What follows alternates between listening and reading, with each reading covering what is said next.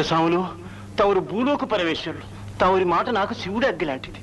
ఇంత నేరం పాపం చేసిన కోయవాడికి మరణశిక్ష తప్పదు. అదే జరిగితే వీరభద్రుడు గణాలు రాకుండానే నేను ఊరు ఊర తగబెట్టించేస్తాను. సోనముఖ చేత పరవలు తొక్కించి ముంచేస్తాను. అబద్ధం చెప్పి అన్యాయం చేసిన వాళ్ళతో పాటు వాటిని సమర్థించిన వాళ్ళ వంశాన్ని నామరూపాలు లేకుండా నాశనం చేయిస్తాను. కాశీ చిన్నస్వాములు, రెడ్డి గారు, మీరు దేవుడి గుడి మండపంలో దేవుని ప్రతినిధిగా ధర్మ నిర్ణయం చేస్తున్నారు. పల్లకి ఎక్కేవాళ్ళు మోసేవాళ్ళు మీకంతా ఒక్కటే. ఎవరు సత్యం చెప్తే వారిని మీరు మన్నించాలి. కాశీ నోర్మై, ఇంటికెళ్ళి ఓ. ఇక్కడ నేను పూజారిగా ఆజ్ఞాపిస్తున్నాను. నేను ఒక భక్తుడిగా ధిక్కరిస్తున్నాను. నేను నీ తండ్రిని. అదే నా కర్మ. ఏదో పాపం చేసి మీ కడుపున పుట్టాను. ఇక్కడ మిమ్మల్ని ఎదిరించి మళ్ళీ పాపం చేస్తున్నాను. పెద్ద స్వాములు, ఇది పద్ధతి కాదు. మీరే తేల్చేస్తే నేనెందుకు ఈశారని ఆ మాటే చెప్తున్నాను. నేను కైలాసనాథ శాస్త్రిని, భక్తజన హృదయాలను రంజించి ఏకఛత్రాధిపత్యంగా అయ్యలే ఈశ్వర కుమారుణ్ణి. పెద్ద స్వాములు, ధర్మబలం ముందు ఈశ్వరుడైనా తలంచుతాడని తమరే చెప్పారు. శివుడికి శివమైనా సింహమైనా సమానమని తమరే సెలవిచ్చారు. నింద మోసేవాడికి సమాధానం చెప్పుకునే అవకాశం ముందు ఇవ్వాలి.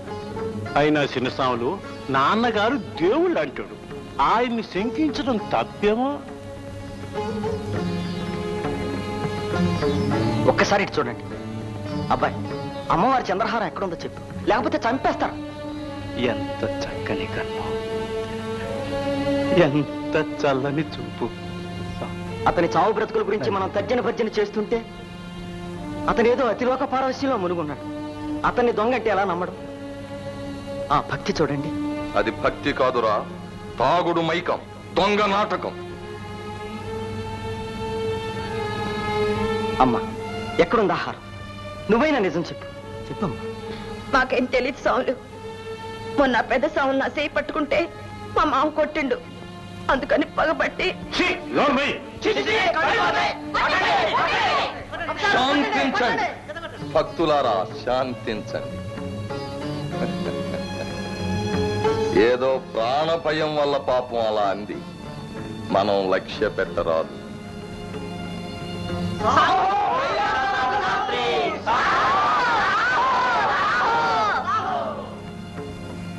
చూశారా, 10 మంది విచారణంటే ఇలాగే ఉంటుంది. తరా నేను చెప్పే సత్యం. పెద్ద సాములు, తమరేమో ఆడే దొంగ అంటారు, ఆడేమో నాకేం తెలియదు అంటాడు. నేను చూశానయ్యా. మరి ఎందుకు పట్టుకోలేదు? ఆ నగెందుకు లాక్కోలేదు? వాడు పరిగెడుతుండగానే చూశానని. చాలా మంది చాలా పనుల మీద పరిగెడతారు.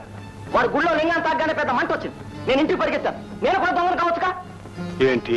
నేను ఆ సంగతి అమ్మకి చెప్పగానే మీరు నన్ను గదిలోకి తోసి గొళ్ళెం పెట్టి కోళ్ళు పరిగెత్తారు. మీరు కాకూడదా దొంగలు? కాశీ, హద్దు మీరుతున్నావు. ఇంకా మేరలేదు. రెడ్డి గారు, ఇలా కప్పల తక్కిడలా ఎవరికి తోచినట్టు వాడు వాగుతుంటే ఇక ధర్మ నిర్ణయం జరిగినట్టే. పైగా నా కోవెల ముందు నన్ను అనుమానించడం, అవమానించడం చిచి నేను అనుగ్రహించలేను. తమరిని అవమానించడం ఎంత మాట! ఆడు దొంగను తేల్చి నగ రాబట్టుకోవడానికి మార్గం దొరక్క తండండి, చావగొట్టండి. దాన్ని వాణ్ణి నిజం చెప్పేదాకా కొరడాలతో రక్తం కారేలా కొట్టండి. దండం దశగుణం భవేత్ అన్నారు. తంతేనే నిజం బయటపడుతుంది, హారం మీ కాళ్ళ ముందు పడుతుంది. ప్రభు, ఆ మార్గం నాకు నచ్చింది. ఇందాక ఆయన స్వయంగా కొట్టారు. జాలిగుండి కాబట్టి మెల్లగా వేశారు దెబ్బలు. నాకు అవకాశం ఉంది, క్షణంలో తెలుస్తాను.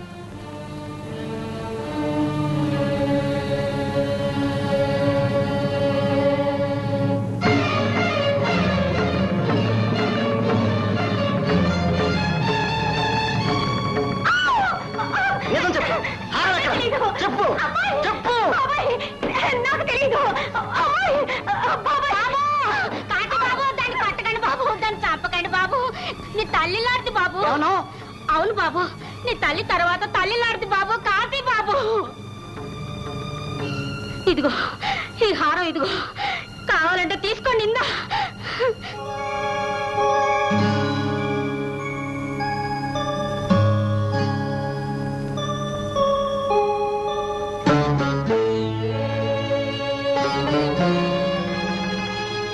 అమ్మోరు నాగా వచ్చి రాదని మొత్తుకున్నా నీ నాయన పిచ్చిది ఒప్పుకోలేదు.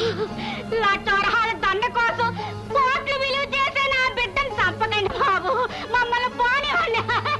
ఏమే అంటే పూజారి కైలాసనాథ శాస్త్రి గారు మీ అమ్మాయిని రెండూ నిజమే మహాప్రభు. మమ్మల్ని పోనండి బాబు. మరిన్ని ఫ్రెష్ ఫిల్మ్ అప్డేట్స్ కోసం మా TFC మీడియా ఛానల్ ని సబ్స్క్రైబ్ చేసుకోండి.